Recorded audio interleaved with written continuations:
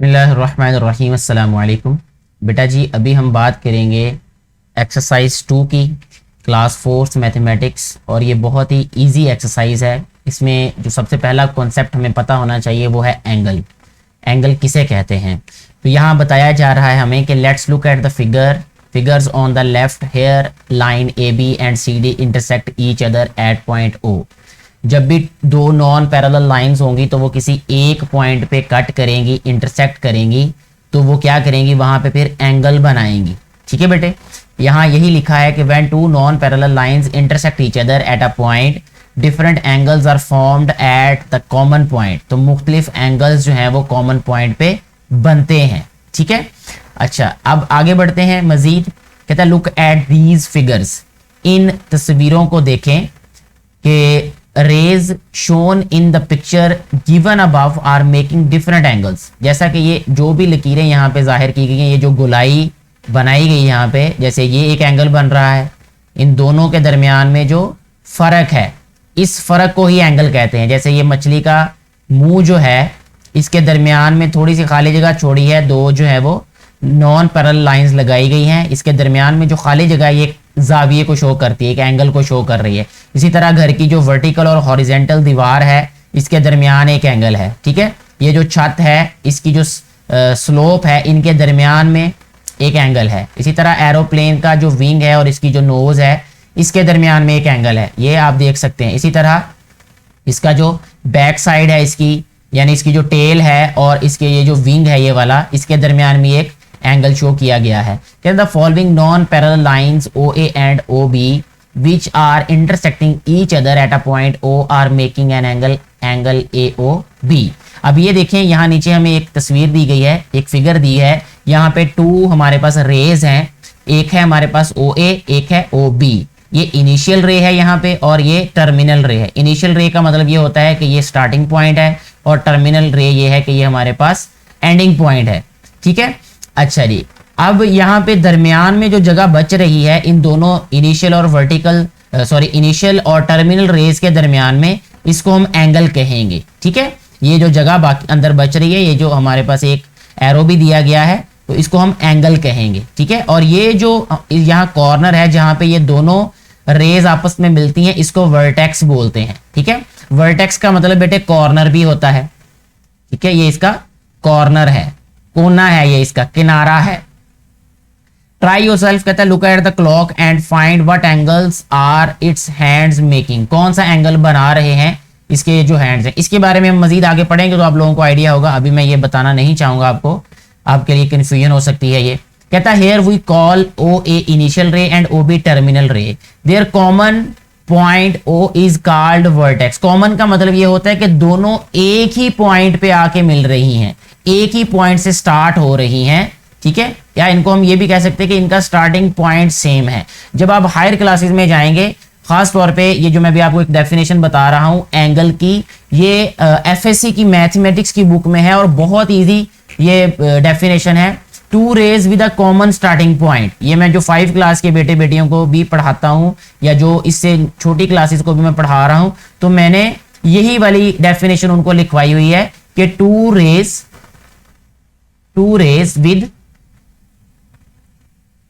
with a common starting point, common starting point। ठीक है, starting point form FORM यानी बनाना, form an angle। ये angle की definition है। ये वही बात है जो यहां पे कही जा रही है कि टू रेज, ऐसी टू रेज जिनका स्टार्टिंग पॉइंट कॉमन हो और वो क्या बनाती हैं, एक जाविया, एक एंगल बनाती हैं। यहां यही हो रहा है जो इस डेफिनेशन में बताया गया है। अच्छा बेटे, कहते हैं इनका कॉमन पॉइंट ओ है, इसको वर्टेक्स कहते हैं, और ये जो एंगल है हमारे पास ये है ए ओ बी। ठीक है, हमें बताया जा रहा है कि the symbol this symbol is used to represent an angle, यानी एक एंगल को रिप्रेजेंट करने के लिए ये सिंबल यूज होता है। जैसे यहाँ पे सिंबल यूज किया गया है कि ए ओ बी में ये जो ओ है यहां पर एंगल बन रहा होगा। ठीक है, यहां पे भी देखें ओ एंगल बन रहा होगा। बन कैसे रहा होगा, ये ए ओ और ओ बी, ये हमारे पास जो टू रेज हैं ये मिलके बना रही होंगी एंगल को, और एंगल बन किस पॉइंट पे रहा होगा, ओ पे, यानी जो सेंटर में होता है। इसके बाद है measurement and construction of an angles. हम कैसे मेजर कर सकते हैं, किसी एंगल की पैमाइश कैसे कर सकते हैं, क्योंकि यहाँ पे ट्राई योरसेल्फ में उन्होंने पहले ही हमसे पूछ लिया ये बताए बगैर कि हम इसको मेजर करें, तो पहले हम इसको मेजर करना सीखेंगे फिर ही हम मेजर कर सकते हैं ना, इसलिए मैं उस वक्त वो नहीं बताया आप लोगों को। कहता Fauzia has a geometry box, there is a protractor. याद रखना है कि ये जो हमारे पास एक इंस्ट्रूमेंट है, या हमारे पास ये एक ज्योमेट्री बॉक्स में एक हिस्सा होता है, एक पार्ट होता है ज्योमेट्री बॉक्स का, इसको हम प्रोट्रैक्टर कहते हैं। ठीक है, there is a protractor in it, by using it we can draw and measure an angle. यानी प्रोट्रैक्टर से हम क्या करते हैं, we draw and measure angles. ये प्रोट्रैक्टर की डेफिनेशन भी हो गई है ये। ठीक है, अब आगे बढ़ते हैं कि हम इसको यूज कैसे करेंगे। पहले इसके मुख्तलिफ पार्ट्स के बारे में जान लेते हैं। यहां पे देखें, ये इसकी अपर लाइन है, यानी अपर स्केल है इसका, ये जो बाहर वाले साइड पे है। ठीक है, यहाँ पे जो 180, 170, 160 और 150 लिखा हुआ है। ठीक है, और इसी तरह एक इसका इनर स्केल भी है, इसके नीचे लिखा हुआ है वहां पे 0, 10, 20, 30, 40 इस तरह लिखा हुआ है। ये इनर स्केल, ये अपर स्केल, इसी तरह ये सेंटर पॉइंट है, ये एक इसका पॉइंट होगा, इसको सेंटर पॉइंट कहते हैं। और ये इसी तरह बेस लाइन है। तो ये आपको एक प्रोट्रैक्टर आपकी स्क्रीन पे नजर आ रहा होगा। अब देखें इसमें जो हमने पार्ट्स पहले पढ़े हैं, देखें ये इसका अपर स्केल है ये वाला, ठीक है, और ये वाला इसका इनर स्केल है ये वाला जो अंदर वाली साइड पे है। ठीक है, और ये वाली जो लाइन है ये वाली, इसको कहते हैं बेस लाइन। और ये देखें, ये बेस लाइन में एक जगह ऐसी होगी जहां पे एक और लाइन होगी जो कि एक पॉइंट ऑफ इंटरसेक्शन दे रही होगी, इसको हम कहते हैं सेंटर, ओरिजिन। ठीक है, सेंटर भी कह सकते हैं, ओरिजिन भी कह सकते हैं इसको। अब देखें यहां पे यही बताया कि ये सेंटर पॉइंट है, ये base line, centre point, scale, inner scale. ठीक है, अब बेस लाइन क्या है, कहता है straight line at the bottom of the protractor is called the base line. यानी वो सीधी लाइन जो कि प्रोट्रैक्टर के बेस पे हो, ये वाली, जिसके एक साइड पे 0 लिखा होगा और उसकी ऑपोजिट साइड पे 180 लिखा होगा। सेंटर पॉइंट क्या है, the middle of the base line is called centre point of the protractor. ये सेंटर कहलाता है। ठीक है, ये प्रोट्रैक्टर की जो बेस लाइन का सेंटर है ये क्या कहलाएगा, सेंटर पॉइंट।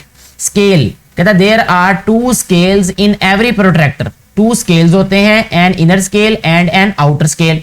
एक इनर स्केल होता है, एक आउटर स्केल होता है। देखें बेटे, ये जो मैं इस वक्त एक को सर्कल के अंदर कर रहा हूं, यानी निशान लगा रहा हूं एक इर्द गिर्द, इसको इनर स्केल कहते हैं। और इसके जो बाहर वाला स्केल है जिसपे नंबरिंग आपको शो हो रही होगी, ये आउटर स्केल होता है। इसके बाद इनर और आउटर स्केल की, इनर स्केल की बात होगी, फिर इनर स्केल की बात करते हैं। It starts from 0 degree and it ends up 180 degree. The measurement of an angle is taken from right to left on this scale. अगर हमने राइट से लेफ्ट की जानिब किसी भी एंगल को मेजर करना हो तो फिर हम इनर स्केल को यूज करते हैं। और अगर आउटर स्केल की बात करें तो ये भी 0 से 180 डिग्री होता है, लेकिन हम इसको यूज तब करते हैं जब हमने एंगल को लेना हो लेफ्ट से राइट, लेफ्ट से राइट मेजरमेंट करनी हो। आगे हम इसको प्रैक्टिकली करेंगे भी तो आपको ज्यादा अंदाजा हो जाएगा इस बात का। मेजरमेंट ऑफ एन एंगल, कहता है angle AOB is an angle, we measure it by using a protractor. हम प्रोट्रैक्टर की मदद से इसको मेजर करते हैं। ठीक है, कैसे मेजर करते हैं ये नेक्स्ट पेज पे उन्होंने हमें बताया होगा। सबसे पहला काम हमने ये करना है कि place centre point of the protractor on the vertex O। ये जो O वर्टेक्स है इस पे रखना है इसको, of an angle, angle AOB, angle AOB के। जैसे यहां पे ये ट्राई योरसेल्फ वाला पार्ट है, इसको ही मैं अभी कॉपी करता हूं यहां से। जैसे देखिए ये ट्राई योरसेल्फ वाला पेज हमें दिया गया है और इस पे हमें कहा गया है कि एंगल को मेजर करना है। तो इसके लिए हम क्या करेंगे, प्रोट्रैक्टर को लेंगे, जो प्रोट्रैक्टर का की जो बेस लाइन है उसका जो सेंटर है उसको हमने ये जो हमारे पास 2 रेज हैं इसके इंटरसेक्टिंग पॉइंट पे रखना है। यानी ये देखें यहां पे ये पॉइंट ऑफ इंटरसेक्शन है ना, यहाँ पे ओरिजिन है इसका। ठीक है, वर्टेक्स भी कहते हैं इसको। यहां पे हम रखेंगे अपना ये प्रोट्रैक्टर का बेस लाइन का सेंटर। ठीक है, ये देखें, ठीक है। अच्छा, जब हमने इसको इसके ऊपर रखा और ये जो बेस लाइन है ये हमारे पास जो इनिशियल रे होगी उसके बिल्कुल ऊपर होनी चाहिए ये। ठीक है बेटे, आपको नजर आ रहा होगा स्क्रीन पे, ये आपने इसको क्लियरली समझना है और ऐसे ही आपने कॉपी करना है। इसके बाद देखें, अब हमने, क्योंकि हमारे पास जो इनिशियल रे है वो राइट साइड की जानिब जा रही है, राइट साइड पे जो जीरो होगा, क्योंकि वो आउटर साइड पे है, वो आउटर स्केल पे है, तो आउटर स्केल की मदद से हम इसको मेजर करेंगे। अब आउटर स्केल पे देखें ये एंगल क्या बन रहा है, क्योंकि मैंने उसको कॉपी पेस्ट किया इसलिए ये एंगल डिफरेंट बनेगा।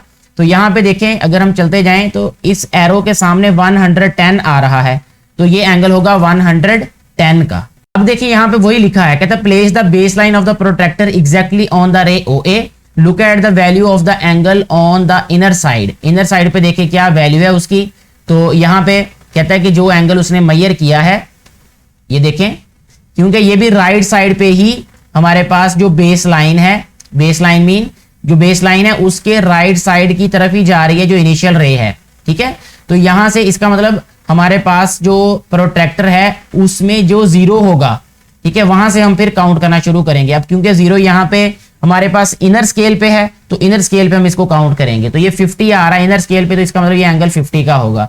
यहाँ पे यही लिखा है नीचे कि ये एंगल 50 का है। अगर हम कहते हैं ट्राई यूर सेल्फ, ये एंगल्स को मेजर करें, ये मैं पहले ही यहाँ पे पेस्ट कर चुका हूं, तो ये एंगल इस लिहाज से जो मैंने अभी पेस्ट किया ये 110 आ रहा है ये। ठीक है, और अगर हम इसके साथ वाले एंगल की बात करें, देखें वैसे ही प्रोट्रैक्टर को हमने रखा वर्टेक्स पे जो ओरिजिन है उसका, और जो बेस लाइन है उसको हमने जो इनिशियल रे है यानी स्टार्टिंग रे है उसके ऊपर बिल्कुल अलाइन किया। अलाइन करने के बाद फिर हमने देखा कि जीरो जो है वो हमारे पास इनर स्केल पे है या आउटर स्केल पे है, क्योंकि स्केल पे डिफरेंट हो सकता है। अगर आप देखें जो प्रीवियस पेज पे आपको बुक पे दिया हुआ है वो प्रोट्रैक्टर और तरह से है, और जो यहाँ स्क्रीन पे नजर आ रहा है इस पे जो स्केल है वो डिफरेंट है थोड़ा सा। लेकिन हमने सिर्फ ये देखना है कि जहां पे हमारी इनिशियल रे होगी उस तरफ जीरो होना चाहिए, तो इस तरफ जीरो जो है वो अब इनर स्केल पे है। इनर स्केल पे अगर मैं देखूं तो ये तकरीबन 40 जो है ये एंगल बन रहा है यहाँ पे, लेकिन 42 43 है, मैं इसको 40 लिख देता हूं यहाँ पे आसानी के लिए आपके। तो ये तकरीबन 40 डिग्री एंगल है ये मैं एक साइन भी लिख रहा हूं यहाँ पे, ये डिग्री का साइन होता है यानी एंगल को शो करने का। तो इस तरह हमारा ये वाला एंगल भी मेजर हो जाता है। ठीक है बेटे, नेक्स्ट का है construction of an angles. Angle को कंस्ट्रक्ट कैसे करना है यानी ड्रा कैसे करना है एंगल को। Draw an angle ABC of 180 degree by using a protractor.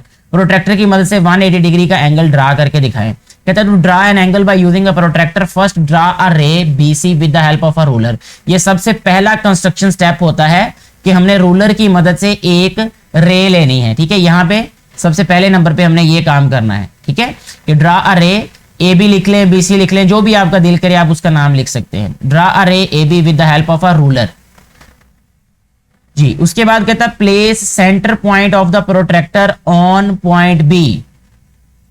Point B पे क्या करना है, प्रोट्रैक्टर को रखना है, and place base line of the protractor exactly on the ray B C. फिर बिल्कुल उसी रे के ऊपर हमने बेस लाइन को रखना है जो रे हमने पहले ड्रा की है। फिर कहता है look at the outer scale on the protractor and mark point A on the angle 180 degree. 180 degree पे एक हमने पॉइंट राइट कर देना है, लिखना है। और फिर क्या होगा कि remove the protractor and join point B to the point A. B को ए से मिला देना है, तो इस तरह हमारे पास ये एंगल बन जाएगा 180 डिग्री का। ये देखें यहाँ पे एंगल नीचे बता दिया गया कि ये 180 डिग्री का है। मजीद जो है वो हम एक दफा इसको खुद से भी बना के देख लेते हैं। यहाँ पे जो पेज क्रिएट किया हुआ है यहीं पे हम बना लेते हैं दोबारा इसको। तो देखिए बेटे 180 डिग्री का जो हमने बनाना है एंगल, उसके लिए हमें सबसे पहले एक रे चाहिए। तो मैं यहाँ पे एक रे ले लेता हूँ। ये देखें, ये सपोज हमारे पास एक रे है।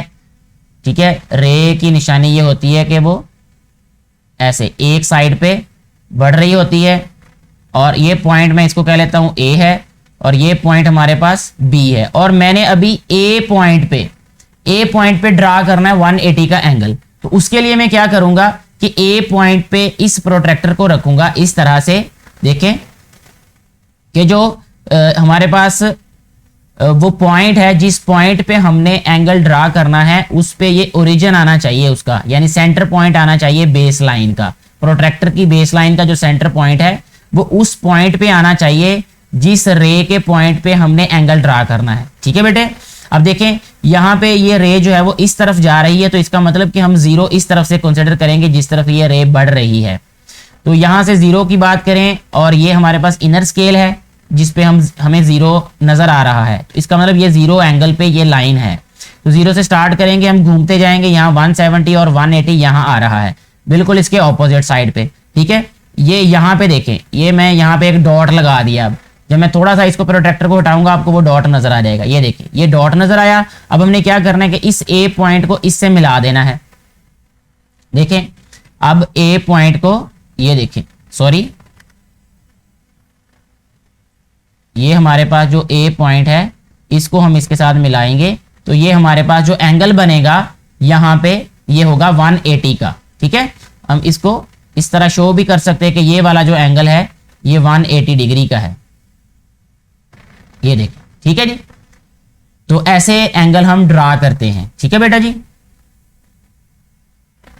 नेक्स्ट जो बात हमें बताई गई है वो है difference between acute, obtuse and right angle. Acute angle क्या होता है, ऑब्ट्यूस एंगल क्या होता है और राइट एंगल क्या होता है। कहता है as you know the unit of measure of an angle is degree. जो एंगल का यूनिट होता है जिसमें हम उसको मेजर करते हैं उसको डिग्री कहते हैं। The following ray A B completes 360 degree in one revolution around its initial point A. अगर हम इस रे की बात करें तो अगर एक कंप्लीट रोटेशन इसकी हो, अगर हम इस पॉइंट ए से स्टार्ट करें, ए पॉइंट से, और जीरो ये जो रे है हमारी ए बी, और इसका पूरा एक चक्कर लगवाएं हम, यानी रोटेशन का मतलब, रेवोल्यूशन का मतलब एक पूरा चक्कर, तो ये 360 डिग्री एंगल बनाएगी। यानी जो एंगल बनेगा वो होगा 360 डिग्री। कहता look at the angles formed in the following figures. In figures में जो एंगल बन रहे हैं उनको जरा गौर से देखें। ये क्लॉक के अंदर ये जो है ये एक एंगल बन रहा है, ये जो पोल है फ्लैग का, इसके और इसकी ये जो बेस है इसके दरमियान में एक एंगल बन रहा है, ये जो सीजर्स है इसके दरमियान में एक एंगल बन रहा है। कहता अब नीचे एक बता रहा है हमें, अब ये डेफिनेशंस हैं, इसको अच्छे तरीके से याद करना है, आप लोगों ने समझना है अच्छे तरीके से। An angle of measure 90 degree, देखिए जो 90 डिग्री का एंगल है is called a right angle, उसको कहते हैं हम right angle. Angle A O B in the figure is a right angle. ये जो ए ओ बी एंगल है, ये वाला ए ओ बी, ये जो एंगल है इसको राइट एंगल कहते हैं। और राइट एंगल की ये एक स्पेसिफिक निशानी होती है कि इस तरह से इसको शो किया जाता है, जैसा ये बॉक्स बना हुआ है अंदर, इस तरह बॉक्स की मदद से। ठीक है, नेक्स्ट बढ़ते हैं आगे। ये एक पिज्जा दिखाया गया है हमें और एक ये इसी तरह एंगल दिया गया है ई एफ जी, इसके बारे में वो बता रहे हैं। कहता all the angles which measure less than 90 degree, वो सारे के सारे एंगल्स जो 90 डिग्री से छोटे हों, यानी 89 डिग्री तक हों, ठीक है, यानी राइट एंगल से छोटे हों, आर कॉल्ड एक्यूट एंगल्स। यानी एक्यूट एंगल की डेफिनेशन ये हुई कि angle less than 90 degree is called an acute angle. जैसा कहता है angle E F G in the given figure is an acute angle, ये जो एंगल है ये एक्यूट एंगल है। यानी अगर हम ये बात करें कि हमारे पास इस तरह एक जो हमारे पास ये इनिशियल रे है और ये हमारे पास एक टर्मिनल रे है, ये बनता है 90 का एंगल। अगर इन दोनों रेज के दरमियान में कोई भी एंगल आएगा, ठीक है, तो वो एंगल क्या कहलाएगा, एक्यूट एंगल कहलाएगा वो। ठीक है बेटे, अब यहां पे देखें, कहता ट्राई योर सेल्फ। यहां पे एक ये क्लॉक में एंगल बन रहा है, ये राइट एंगल है ये वाला, ठीक है। और अगर हम इसकी बात करें, ये जो हमारे पास 2 o'clock शो कर रहा है, तो ये एंगल है हमारे पास बेटा एक्यूट एंगल। ठीक है, ये वाला एक्यूट है और ये वाला राइट एंगल है। ठीक हो गया जी, नेक्स्ट पेज पे बढ़ते हैं अब हम। कहता all the angles which measure greater than 90 degree, यानी जो 90 डिग्री से बड़े हों, जैसे 91 डिग्री से लेकर बट लेस देन 180, और 180 से छोटे हों, यानी 90 और 180 के दरमियान में जितने भी एंगल्स होंगे, यानी 91 से लेकर 179 डिग्री तक, ये जितने भी एंगल्स हैं इनको कहेंगे ऑब्ट्यूस एंगल्स। जैसा कि angle R in the figure is an obtuse angle, ये जो एंगल है इसको ऑब्ट्यूस एंगल कहेंगे क्योंकि ये 90 से बड़ा है और 180 से छोटा है। इसकी एक निशानी ये भी बेटे आप देख लिया करें कि देखने से हमें कैसे पता चलेगा कि ये लाइन बिल्कुल सीधी होनी चाहिए, और देखें ये अगर बिल्कुल सीधी होती तो ये 90 होती, इसका मतलब ये 90 से बड़ा है, और ये अगर हम एक जहन में अपने माइंड में भी ये चीज सोच सकते हैं कि भी देखें ये बिल्कुल सीधी लाइन यहाँ होगी तो 90 का एंगल, ये बिल्कुल सीधी होगी तो 180 का एंगल, तो इन दोनों के दरमियान में है, तो इसलिए ये कौन सा एंगल होगा, ये ऑब्ट्यूज एंगल होगा ये। ठीक है, अब नीचे हमें एक एक्टिविटी दी गई है, यानी कहते हैं ट्राई योर सेल्फ, इसमें कहते हैं ट्राई करें खुद से कि ये एंगल कौन सा बन रहा है। यहाँ पे ये 5 o'clock पे है, अभी ये जो हमारे पास टाइम है या जो क्लॉक है, तो 5 o'clock पे कौन सा एंगल बनेगा बेटे। इसके लिए हम क्या करेंगे, क्योंकि हमें पता है कि ये बिल्कुल स्ट्रेट नहीं है, ये अगर ये 5 o'clock है ना, ये अगर मैं इसको बिल्कुल सीधी लाइन एक लगाऊं तो ये यहाँ पे बनती है, ये बिल्कुल सीधी है, तो इसका मतलब ये 180 का एंगल है। अब इसका मतलब ये 180 से पीछे है, तो 180 से अगर पीछे हो और यहाँ पे अगर हम एक वर्टिकल लाइन लगाएं तो ये 90 बन जाएगी। 90 और 180 के दरमियान में एंगल कौन सा होता है, ये ऑब्ट्यूज एंगल है। ये वाला जो 5 o'clock पे बन रहा है ये ऑब्ट्यूज है, ये इसको हम लिख देते हैं ऑब्ट्यूज। और ये जो एंगल है ये है राइट एंगल, ठीक है, क्योंकि ये 90 का एंगल है, ये इसको राइट लिखेंगे और इसको ऑब्ट्यूज लिखेंगे। अब देखिए यहाँ पे कहते हैं measure the angles and right there types, इनको एंगल्स मेजर करने और इनकी टाइप भी बतानी, क्योंकि यहाँ पे देखें ये जो हमारे पास एक मैंने पहले ही बताया स्क्वायर टाइप जो ये साइन होता है ये शो करता है कि ये एंगल कितने का है, 90 डिग्री का, और 90 डिग्री वाले एंगल को क्या कहते हैं हम, राइट एंगल, तो इसलिए हम यहाँ लिख रहे हैं राइट एंगल। इसी तरह अब ये देखें ये 90 से छोटा एंगल है ये, क्योंकि ये हमारे पास इनिशियल रे है, ये इसकी टर्मिनल रे है, और यहाँ पे 90 का एंगल बनना था इसमें यहाँ पे, ठीक है, और 90 से क्योंकि छोटा है तो जो 90 से छोटा हो उस एंगल को क्या कहते हैं हम, एक्यूट एंगल कहते हैं, यहां हम लिख देते हैं एक्यूट एंगल। और ये है कितने का एंगल, इसको मेजर करना पड़ेगा हमें प्रोट्रैक्टर से। अब हम यहाँ पे प्रोट्रैक्टर की हेल्प लेते हैं जी ये प्रोट्रैक्टर को हम यहाँ पे रखते हैं और देखते हैं जी ये एंगल हमारे पास कितने डिग्री का है।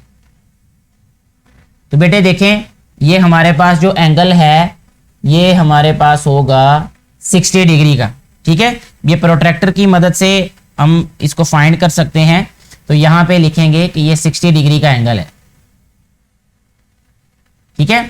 इसको भी कहते हैं मेजर करना और साथ में ये बताना है कि ये एंगल है कौन सा।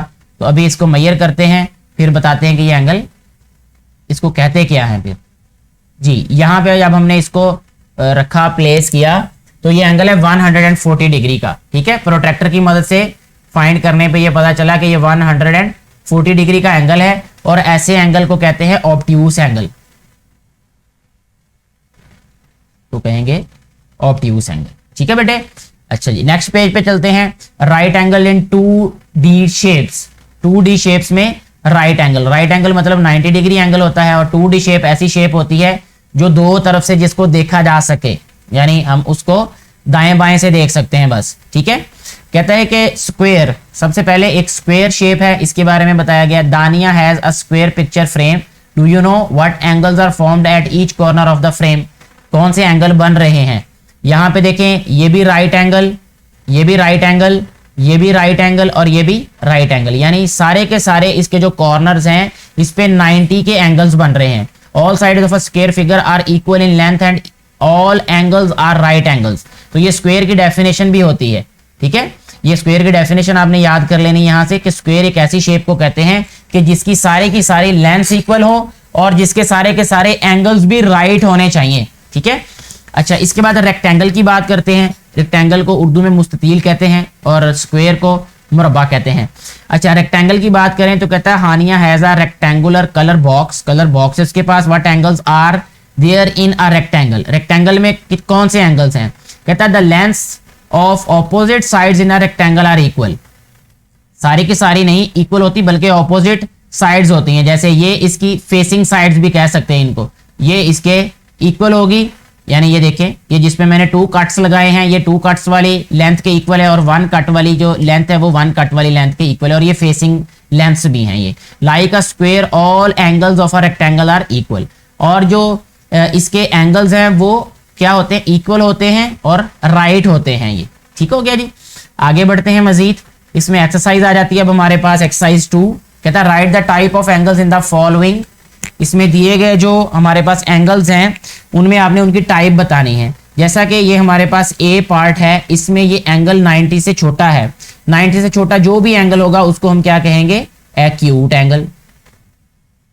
ठीक है, यहां लिख देते हैं एक्यूट एंगल।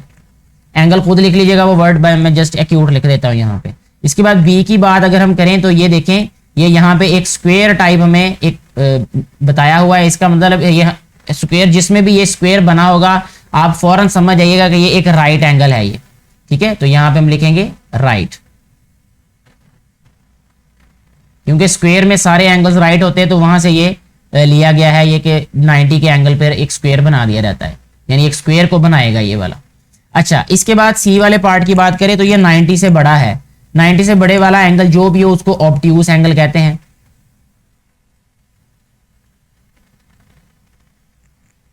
नाइन्टी और 180 के दरमियान है ये। ठीक है, इसी तरह ये डी वाले पार्ट की अगर हम बात करें तो ये है हमारे पास 90 से छोटा। तो 90 से छोटा कोई भी अगर एंगल हो तो उसको कहते हैं हम एक्यूट एंगल।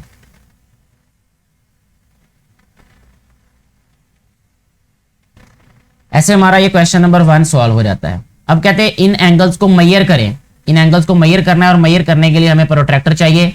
ठीक है, ये हमारे पास एक प्रोट्रैक्टर है। क्योंकि पेज का कलर ऐसा है कि आप लोगों को ये नजर नहीं आ रहा होगा सही तरह।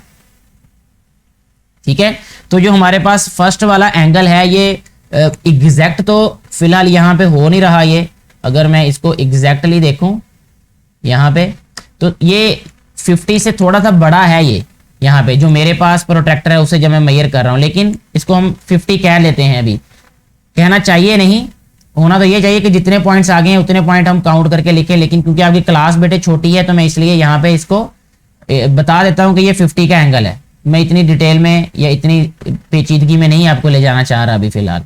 ठीक है, ये 50 का एंगल है और ये वाला एंगल जो है ये यहाँ पे है 30 का। इसको 30 का एंगल लिख देते हैं, ये 30 डिग्री है। ठीक है जी। अच्छा, इसके बाद नेक्स्ट जो एंगल है ये वाला, ये है 120 डिग्री का। ठीक है, यहां पे 120 लिख देते हैं, 120 डिग्री।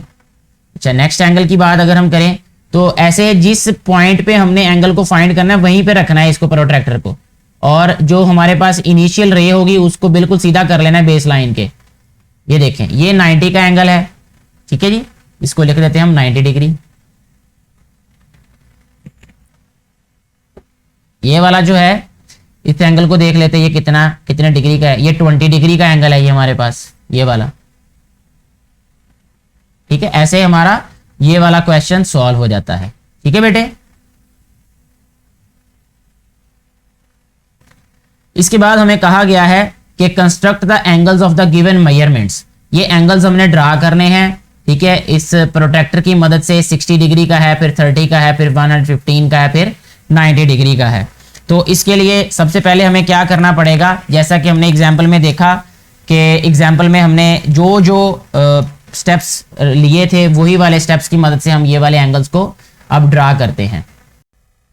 जी बेटे, अभी हम 60 का एंगल ड्रा करेंगे पहले, ताकि आपको अंदाज़ा हो जाए कि एंगल्स को कैसे ड्रा करेंगे। बाकी एंगल्स फिर आप खुद भी ड्रा कर सकते हैं। ठीक है, तो इसमें एंगल ड्रा करने के साथ साथ ना इनके कंस्ट्रक्शन स्टेप्स भी लिखने होते हैं, क्योंकि वो ज़्यादा टाइम लगना था लिखने में, इसलिए मैंने पहले ही यहाँ पे लिख दिए हैं।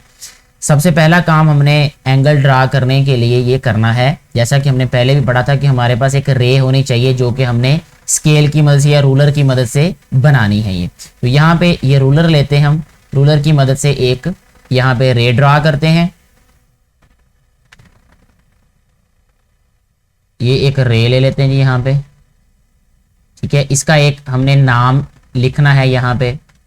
तो ये रे हम फर्ज कर लेते हैं कि जी हमारे पास है ये ओ ए रे है। ये इस पॉइंट को हम कहेंगे ओ है, ये वाला पॉइंट ओ, और यहाँ पे ये साइन एरो का, और यहाँ पे एक और पॉइंट ले लेते हैं, इसको कहते हैं कि ये ए है।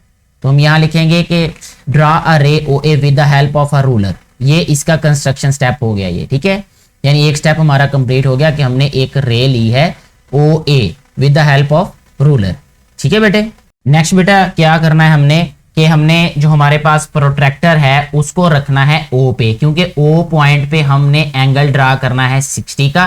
इसलिए हम इस पे प्लेस करेंगे प्रोट्रैक्टर को। ये देखें, ठीक है जी, ये आपको नजर आ रहा होगा। इसको मैं थोड़ा सा और छोटा करता हूं ताकि आपके लिए ये क्लियर हो जाए। इसको देखना, ओ जो हमारे पास पॉइंट है इस पे हमने प्रोट्रैक्टर को रखा और फिर हमने स्केल को देखना है ये, ठीक है। और प्रोट्रैक्टर को रखना कैसे है, जो हमारे पास प्रोट्रैक्टर की बेस लाइन है वो एग्जैक्टली ऊपर होनी चाहिए हमारी रे ओ ए के।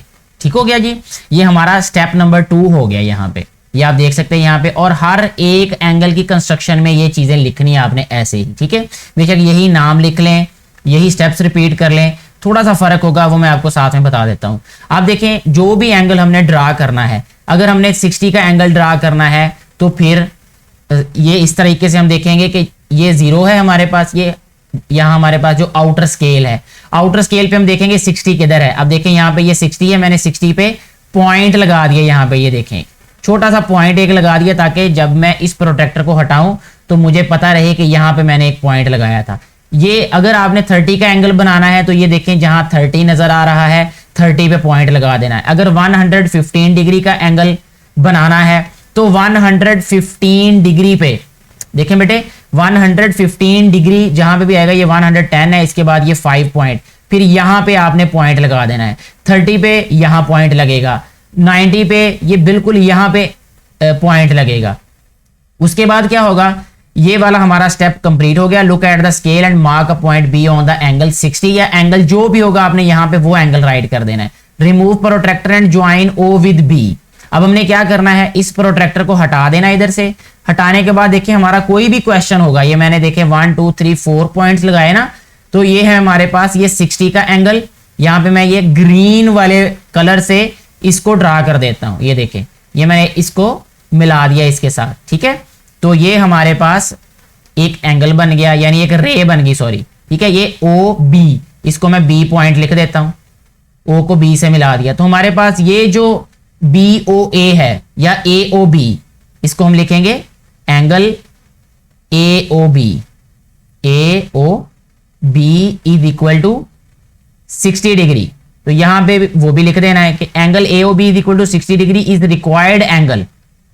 तो हमारा ये रिक्वायर्ड एंगल 60 हो जाएगा। लेकिन ये वाला जो पॉइंट हमने लगाया था ये 30 डिग्री पे लगाया था। अगर हम इस ओ को मिला दें इस पॉइंट के साथ, ओ को इस पॉइंट के साथ मिला दें, तो ये एंगल होगा हमारा बेटे 30 डिग्री का, ठीक है। इसी तरह ये वाला जो एंगल था हमारे पास ये 90 डिग्री वाला है तो इसको हम जब मिलाएंगे इस वाले पॉइंट के साथ तो ये 90 का एंगल बन जाएगा। यहां पे ऐसे वो वाले इनिशियल स्टेप्स वही रहेंगे। इसी तरह जब इसके साथ मिलाएंगे इस वाले पॉइंट के साथ तो ये एंगल होगा 115 डिग्री का। तो ऐसे ये सारे के सारे एंगल्स जो है वो आप बना सकते हैं। ये हमारा क्वेश्चन जो है वो सॉल्व हो जाता है। किसी भी क्वेश्चन की सूरत में आप नीचे पूछ सकते हैं। नेक्स्ट हमारे पास है क्वेश्चन नंबर 4। क्वेश्चन नंबर बेटे 4 में कहा गया है measure the angles in the following figures and right their names. एक तो एंगल्स को हमने फाइंड करना है, मेजर करना है कि कौन कौन से एंगल्स हैं और फिर बताना है उनका नाम क्या होगा। यहां पे देखें इस कॉर्नर पे ये जो एंगल बन रहा है ये वाला एंगल बेटे 90 का है। 90 का एंगल क्यों बन रहा है उसकी वजह एक ये एक लाइन सीधी है, ये बिल्कुल उसके वर्टिकल है ये, तो इसको हम कहेंगे कि ये है हमारे पास 90 का एंगल। और 90 का एंगल जो होता है उसको कहते हैं राइट एंगल, ठीक है। ये एंगल जो है ये फाइंड करने के लिए आपको प्रोट्रैक्टर की मदद लेनी पड़ेगी, यानी आपने प्रोट्रैक्टर जो है वो यूज करना है। तो आप देखेंगे कि ये 45 डिग्री का एंगल है और 45 डिग्री का एंगल एक्यूट एंगल होता है, ठीक है बेटे। इसी तरह इसके बाद ये जो एंगल है ये वाला, ये बिल्कुल सीधी लाइन है, ये देखें ये बिल्कुल स्ट्रेट लाइन जो होती है इसका मतलब होता है ये 180 डिग्री का एंगल है, ठीक है। और 180 का जो एंगल होता है ना बेटे उसको स्ट्रेट एंगल कहते हैं। इसके बारे में हालांकि बताया नहीं गया लेकिन इसको स्ट्रेट एंगल कहते हैं 180 के एंगल को, ठीक है।